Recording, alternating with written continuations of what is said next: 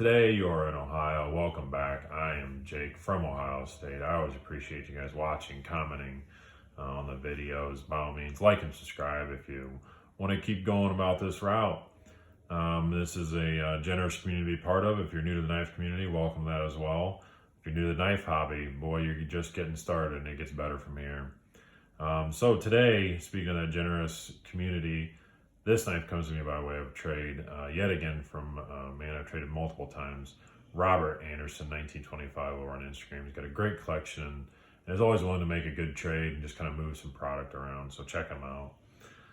So this is the Cjrb Area, and Cjrb is the budget line to Artisan Cutlery. So if you're familiar with either one of those, you technically know both of them.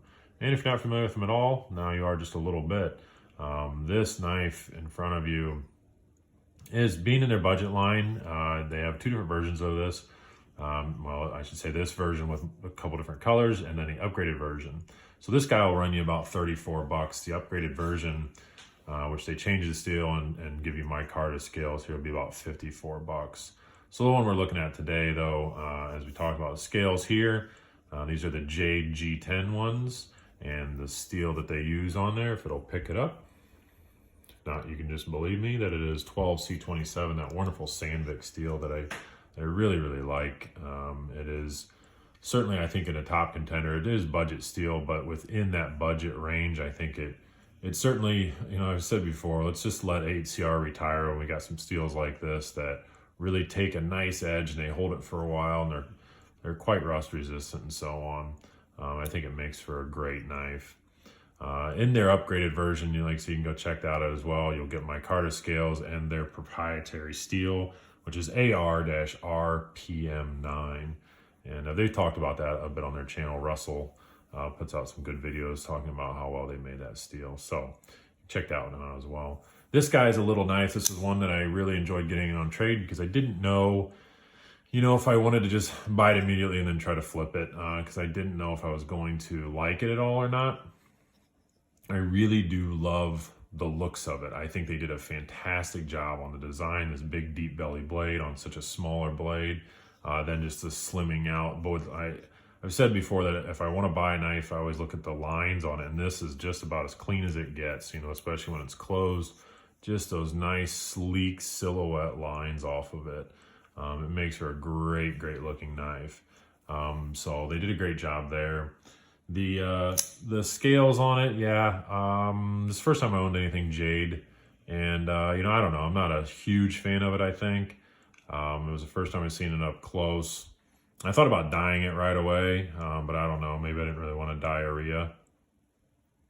All right, cool. I was just seeing if there's anybody still watching after that. You come here for the knife talk, but you stay for the jokes, right? So this is a little guy. It is a little guy at 6 3/4 overall. So that's quite a bit smaller than the Gorilla Paws usually care to handle. I can tell you that they did a good job on the handle itself.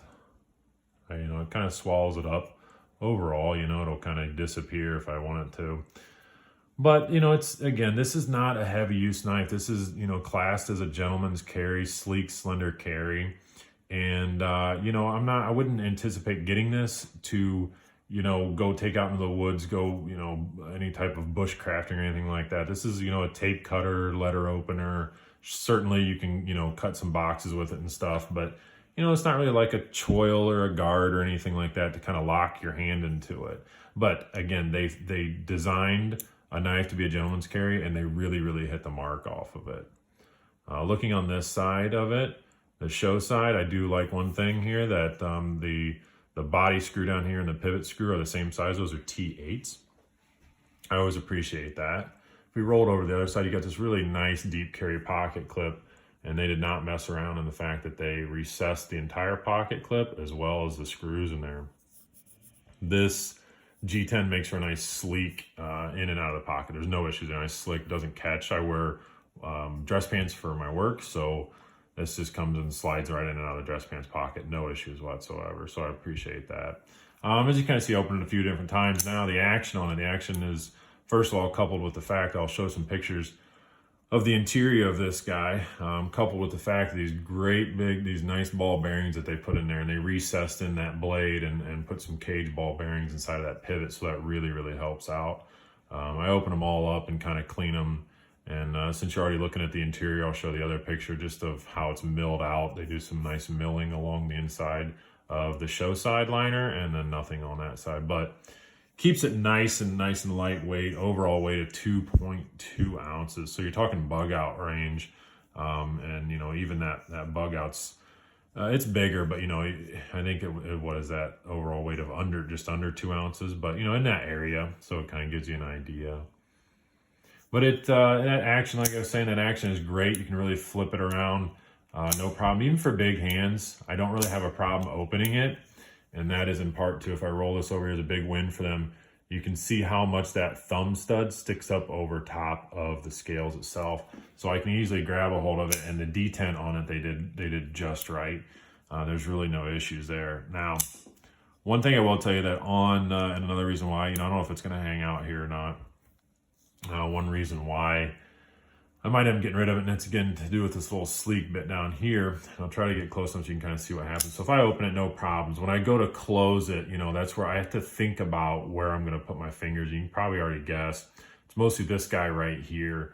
If I put any pressure more than necessary and I'm not holding it quite right, when I go to close it, you know, you can kind of see it rocks over a little bit in my hand. So if I were to just fast kind of flip it shut like we do, well, you can see what's going to happen right there. So I do have to kind of think about the placement of my hand off of it. And again, maybe smaller hands or people that are used to this knife. It doesn't necessarily have to be smaller hands, but people that are used to this style knife, you know, it doesn't have to be flicked shut fast. You know, you can just kind of do whatever you want. But if you're in a fidget mode and you're kind of just doing that, well, I've already caught myself a couple of times where it was getting ready to close down and just nip the little tip off that little guy right there. You know, so I got to watch stuff like that. So I don't know that I want to have a knife where I think about how my hand has to be placed when I go to close it, you know. And again, that's not on Cjrb, that's on me. Just, you know, like I said, I don't usually get knives this small, but I do love checking this stuff out. I think that's one major part about this community, is just being able to check out all the different cool stuff. So specs we kind of already went over. Like I said, 6 3/4, just a little over 2 ounces, wonderful steel, 12C27, G10 stuff there on the scales. And I think that's cool as well. You've already seen the inside, you've already seen the outside. So let's do a little quick comparison off of it. Overall, I do really like this knife. I think it fits a perfectly good niche of what they designed it for, of the gentleman's carry, sleek, slender carry.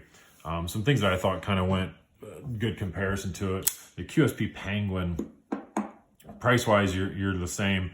Steel-wise, boy, you're right there. Same, you know, everything. This is the micarta, of course, but even the length and everything else, it's a really good comparison to it. And I can say, because this is, you know, of course, a fatter knife, you know, I've not had a problem with this guy wanting to roll over, even though it's about the same length, but just getting that design over right here, that squared out end, you know, it gives me just a little more something substantial to put my last 2 fingers on.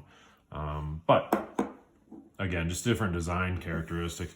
Also, I thought another good one is the Rat 2, because that's about the same size, you know. And there again, because they slimmed this down quite a bit, that's kind of where my problem lies. This guy here and here, they have the bigger ends to them, so I don't ever have any issues with my fingers getting in the way, you know, as fidgety as these guys are that we're all aware of. So there you go. That gives you a pretty good lineup, really. Cjrb RIA, they did a terrific job with it. I think they put good materials. The interior of it's really nice. The opening mechanism, so on. They did a good job on that thumb stud and the detent to make it a really fidget-friendly knife. Maybe not for big hands, but you know, that's not their problem. That's mine. So, all right, guys, I think that's going to be it for this knife. By all means, give me a comment. Let me know what you think about it. And if you've had a better experience with it, let me know that as well. All right. Have a good day.